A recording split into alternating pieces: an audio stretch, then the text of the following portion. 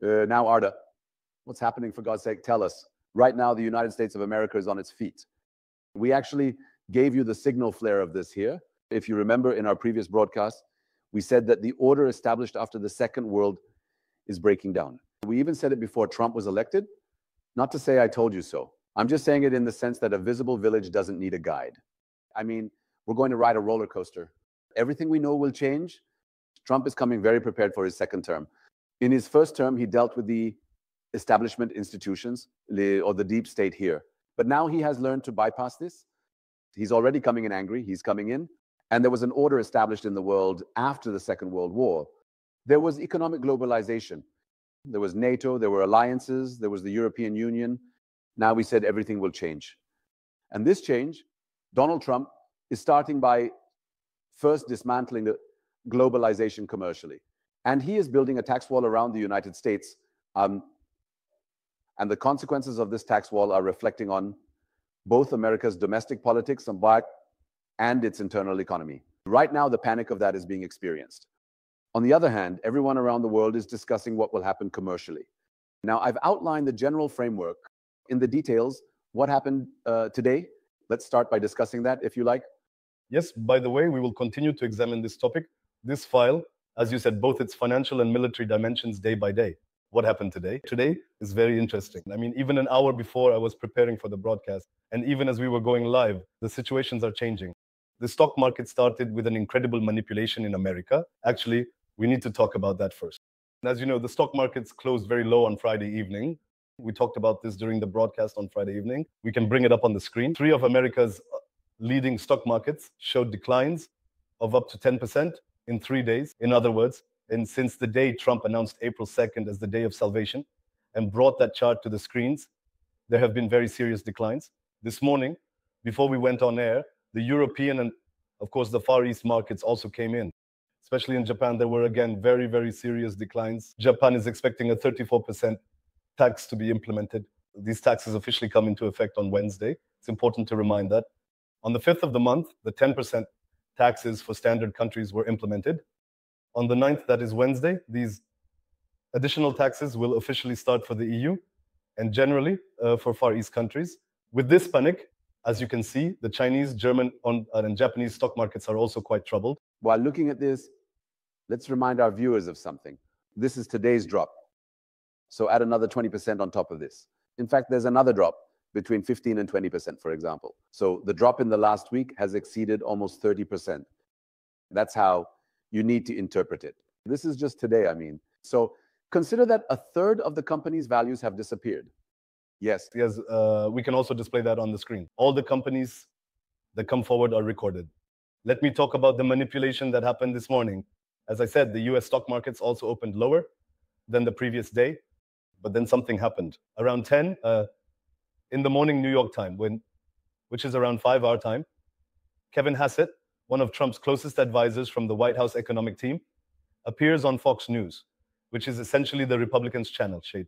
And they say that for 90 days, for some countries, primarily referring to the EU and China, we received news that there was a postponement on this tax. Is it true, they ask? The man responds by saying, yes.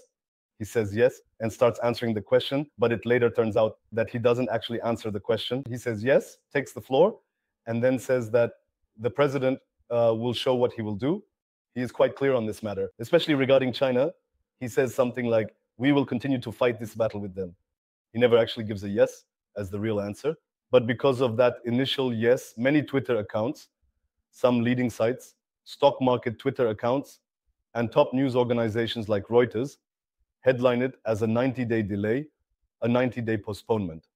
20 minutes later, Donald Trump's White House official account, let's say, makes a statement, and it says this is fake news, false news, lies.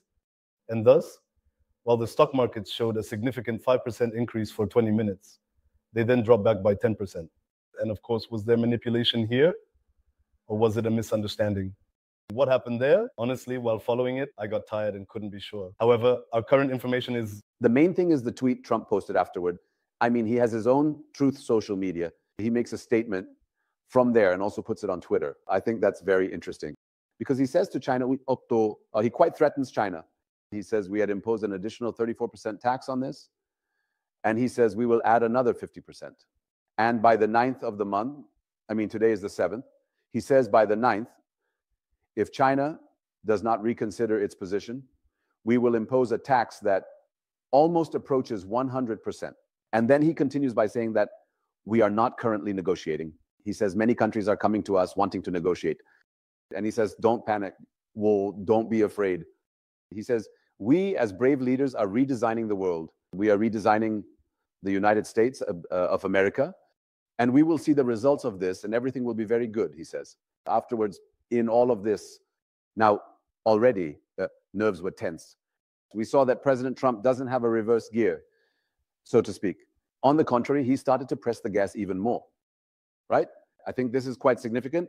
For example, the losses in Japan right now are somewhat due to this.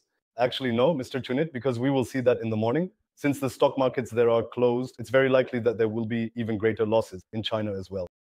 Because China probably won't back down either. They are also very determined. So Trump is officially saying that if you don't retract the increase you brought above 20% to 34 by tomorrow, I will add 50 more on top of it, and it will rise to 104%. This is the tariff applied within the US, and this will significantly increase the expectation of a more panicked opening and recession tomorrow morning. In fact, Trump mentioned this in one of his tweets, forcing the Fed to cut interest rates. He said, this is the feedback I received when I spoke with economists. They say there are two main reasons for this. You know, these tariffs actually have a global economic dimension. Of course, there is also a dimension that Trump believes in.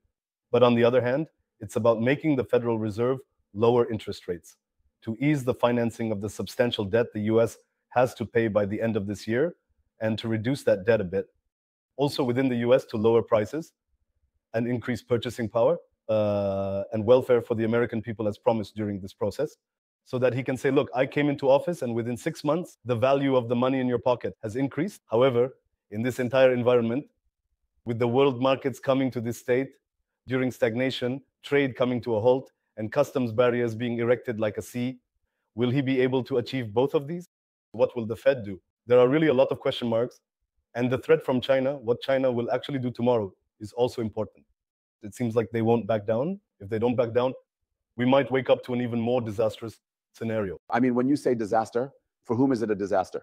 For instance, they say this situation benefits China when you look at it, because there is truly a great renaissance happening in the United States right now. There is something technological, inventions and whatnot. But when you look at it, things are falling apart in many places. I mean, they have completely lost the manufacturing sector to China, Vietnam, or other countries. We especially saw with COVID, we tested and saw that the supply chain has started to change globally. For instance, how did the F-35 embargo on us, or the Cyprus embargoes, help expand our defense industry? From Aselsan to the private companies producing the UAVs and SEHAs that we are proud of today. A similar situation has actually reversed in the United States. I mean, as I mentioned, yesterday there's a group here, you definitely have friends among them. If I tell you, you'll understand. Let's talk about it after the broadcast. We met with a group of young Turks working in these VC investment companies. Well, for example, one of them says something very interesting. Eylul has an observation. She says, this is actually a move that the United States should make, but how can they do it this way? Because right now, there are still elections, and ultimately, this will lead to a recession. I mean, it will lead to a stagnation. It could drag not only the United States, but the whole world into a stagnation. Because to do this, you need to be in power for a long term. How will you keep these people in power? Because there are elections. Probably a lot could happen in the elections 2 years from now. But on the other hand, you see that Trump currently has a credibility rating of around 43%, which no other American president has had. Until now, no American president has increased their standing so much after being elected, meaning he is managing his image well. But on the other hand, with the steps he's taking now, he's playing a big gamble. I don't know much about gambling. I don't understand poker. In poker, what is it called when you put everything on the table at the end?